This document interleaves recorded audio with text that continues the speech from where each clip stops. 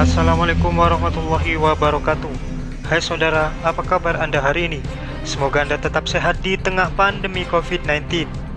Ulasan berita menarik akan kami sajikan untuk Anda. Inilah Dunia Dalam Berita.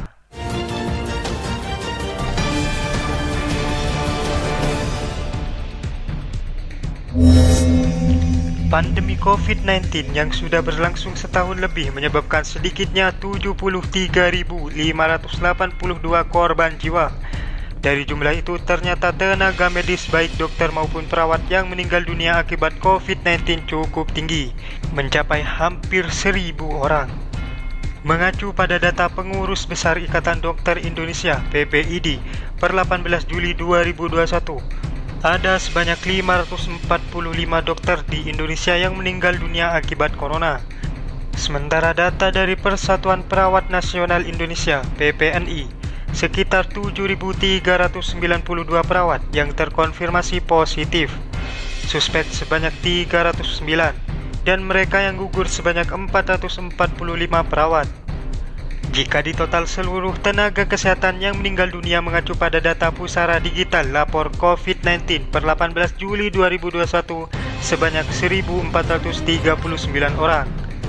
Rinciannya, dokter sebanyak 545 orang, bidan 226 orang, apoteker 47, perawat 445, sanitarian 5 orang, tenaga farmasi 3 orang, dokter gigi 46 orang, petugas ambulan 3 orang, rekam radiologi 9 orang, terapis gigi 3 orang, epidemiologi 2 orang, fisikawan medik 1 orang, entomologi 1 orang, ATLM 43, elektromedik 3 orang, dan tenaga medis lainnya 57 orang. Wakil Ketua DPR RI bidang Korkesra Abdul Muhaimin Iskandar atau Gus Muhaimin mengaku sangat prihatin dan menyampaikan duka yang mendalam melihat fakta yang menyedihkan ini. Sebab dokter maupun perawat merupakan ujung tombak yang berada di garda terdepan peperangan melawan COVID-19. Nakes adalah kita. Ketika nakes sakit, maka kita pun sakit. Ketika nakes tidak selamat, Indonesia pun tidak selamat. Perang melawan corona hari-hari ini harus kita menangkan. Indonesia harus menang. Indonesia tidak boleh kalah, ujar Gus Muhaimin Senin 19 Juli 2021. Dikatakan Gus Muhaimin, para tenaga kesehatan seperti dokter maupun perawat telah memberikan segalanya untuk Indonesia. Karena itu, banyaknya tenaga kesehatan yang gugur tentu menjadi duka bagi bangsa ini.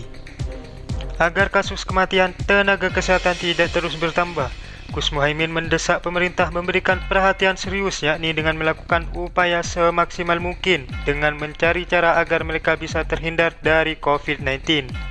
Misalnya dengan memberikan dosis vaksin ketiga kepada seluruh tenaga kesehatan di Indonesia. Bunga-bunga bangsa telah gugur untuk kebaikan kita, untuk keselamatan Indonesia. Saya mendesak dan mendukung agar pemerintah segera memberikan dosis vaksin kedua atau ketiga kepada tenaga kesehatan kita dan warga Indonesia, tungkasnya. Di sisi lain, Ketua Umum Partai Kebangkitan Bangsa atau PKB ini juga minta agar pemerintah memberikan apresiasi setinggi-tingginya kepada para tenaga kesehatan. Salah satunya dengan mencairkan bonus bagi para tenaga kesehatan.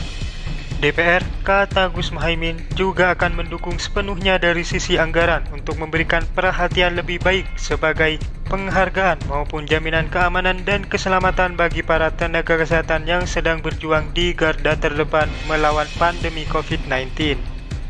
Mereka berjuang dengan bertaruh nyawa, bersentuhan langsung dengan pasien COVID-19. Sudah sepatutnya negara memberikan apresiasi setinggi-tingginya bagi para tenaga kesehatan, katanya. Hal lain yang bisa dilakukan untuk mencegah semakin banyak korban jiwa bagi tenaga kesehatan adalah bagaimana masyarakat lebih disiplin lagi dalam mentaati protokol kesehatan.